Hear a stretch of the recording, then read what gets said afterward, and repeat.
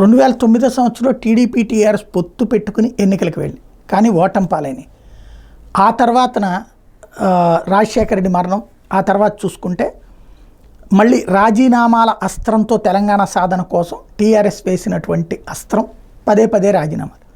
అందులో భాగంగా జరిగిన ఉప ఎన్నికలకి తెలుగుదేశం పార్టీకి భయం పట్టుకుంది. ఇక టీఆర్ఎస్నే పట్టుకుని కూర్చుంటే ఆంధ్రాలో ఓట్లు పోతాయి, సీట్లు పోతాయి అని భయపడింది.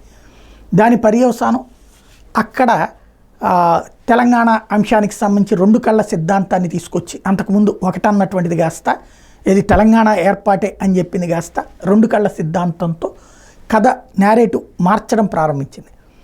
ఆ టైంలో ఎన్నికల్ని ఫేస్ చేయి దమ్ముంటే అంటూ కేసీఆర్ చెప్పటం, ఎన్నికలు ఫేస్ చేసే ధైర్యం లేదు అంటే అక్కడ ఆ సెంటిమెంట్ తెలంగాణలో ఎక్కువ ఉంది. దాన్ని తప్పించుకోవడానికి ఎన్నికల టైంలో కరెక్ట్గా కావాలని బాబ్లీ అనేటువంటి ప్రాజెక్టు ద్వారా తెలంగాణకి నష్టం, ఎవడూ పట్టించుకోవట్లేదు, అది కాంగ్రెస్ పార్టీకి చేస్తున్నటువంటి కుట్ర, అక్కడ ఉన్నటువంటి మహారాష్ట్రలో చేస్తున్న కుట్ర, దాన్ని ఎదుర్కొందాం అంటూ పిలుపునిచ్చేసి సహజంగా వాళ్ళకు ఉన్నటువంటి ఈవెంట్ మేనేజ్మెంట్ స్టైల్ కాబట్టి వందలాదిగా కార్యకర్తలు నాయకులు వెళ్ళి మహారాష్ట్ర పోలీసులతో గొడవపడి అరెస్ట్ అయ్యి గృహ నిర్బంధంగా ఒక భవనంలో అరెస్ట్ కాబడి ఆ తర్వాత మళ్ళీ బెయిల్ మీద వెనక్కి వచ్చారు. ఎన్నికల్లో డిపాజిట్లు కూడా రాలేదు, అదిగో మేము అసలు రాష్ట్రం కోసం చేయడం వల్ల ఇదంతా అని చెప్పుకొచ్చారు.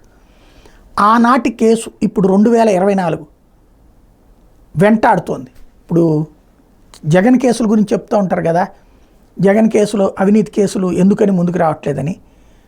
ఈ అంత ముందు కేసులే అనమాట. ఇది ఇప్పటిదాకా ఏం విచారణ కూడా జరగలేదు, కొట్టేయమన్నటువంటి కాన్సెప్టే నడుస్తుంది. ఇప్పుడు ఈ వ్యవహారం కొత్త మలుపు తిరిగింది.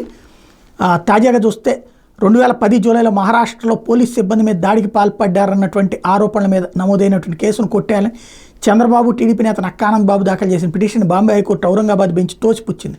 ఈ మేరకు న్యాయమూర్తులు జస్టిస్ మంగేష్ పాటిల్, శైలేష్ బ్రహ్మేల్తో కూడిన డివిజన్ బెంచ్ మే 10 తీర్పిచ్చింది. అది ఇప్పటిదాకా బయటికి రానియకుండా జాగ్రత్త పడ్డారు. ఇక్కడ అదే స్పెషల్ అనమాట, మీడియా స్పెషల్.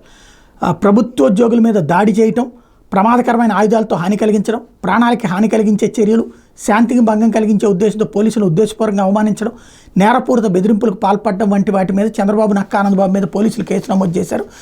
తాజాగా ఈ కేసును విచారించినటువంటి బాంబే హైకోర్టు ఔరంగాబాద్ బెంచ్ మొదటి నిందితుడైన చంద్రబాబు పోలీసుల మీద దాడికి తన అనుచరులను ప్రోత్సహించారని పేర్కొంది.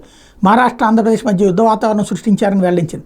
సాక్షులు సైతం పోలీసుల మీద దాడిలో చంద్రబాబు నక్కానంద్ బాబుల పాత్ర ఉందని తెలిపారని ధర్మాసనం గుర్తు చేసింది. ఆ ఘటనలో అనేక మంది పోలీసు అధికారులు గాయపడినట్టు మెడికల్ సర్టిఫికేట్ కూడా ధృవీకరిస్తున్నాయని పేర్కొంది. పోలీసు సిబ్బందిపై దాడి చేయాలని ఈ నేరం చేసినట్టు తెలుస్తోందని హైకోర్టు ధర్మాసనం వ్యాఖ్యానించింది. 2010 జూలైలో చంద్రబాబు, ఆనంద్ బాబు తదితరులని కలిపి మొత్తం 66 మందికి రిమాండ్కి తరలించి అప్పట్లో ధర్మాబాద్లోని ప్రభుత్వ విశ్రాంతి గృహంలో తాత్కాలిక జైల్లో ఉంచారు. వాళ్ళ జ్యుడిషియల్ కస్టడీని పొడిగించడంతో మహారాష్ట్ర జైలు డీఐజీ వాళ్ళని ఔరంగాబాద్ సెంట్రల్ జైలుకి తరలించాలని ఆదేశించారు. అయితే చంద్రబాబు, ఆనంద్ బాబు దీన్ని అడ్డుకోవడంతో పాటు తెలుగు ఇంగ్లీష్లో పోలీసు అధికారులను అప్పుడు దూషించారన్నటువంటి మరొక అభియోగం.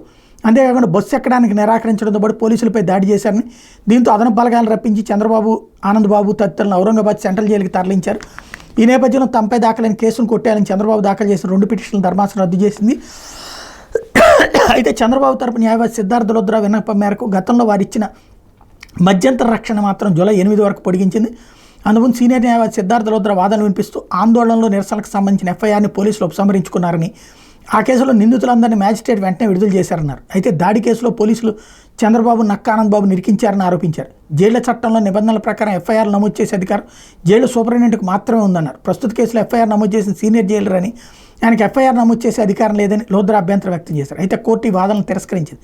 నిందితులపై భారతీయ శిక్షణ స్మృతిలో నిబంధనల ప్రకారం ఈ కేసులు నమోదు చేశారని స్పష్టం చేసింది. జైలు ప్రాంగణంలో నేరాలకు సంబంధించి భారతీయ శిక్షా స్మృతి ప్రకారం ఎఫ్ఐఆర్ నమోదు చేయడానికి జైళ్ల చట్టం ఎలాంటి యంత్రాంగాన్ని లేదా విధానాన్ని నిర్దేశించలేదని పేర్కొంది.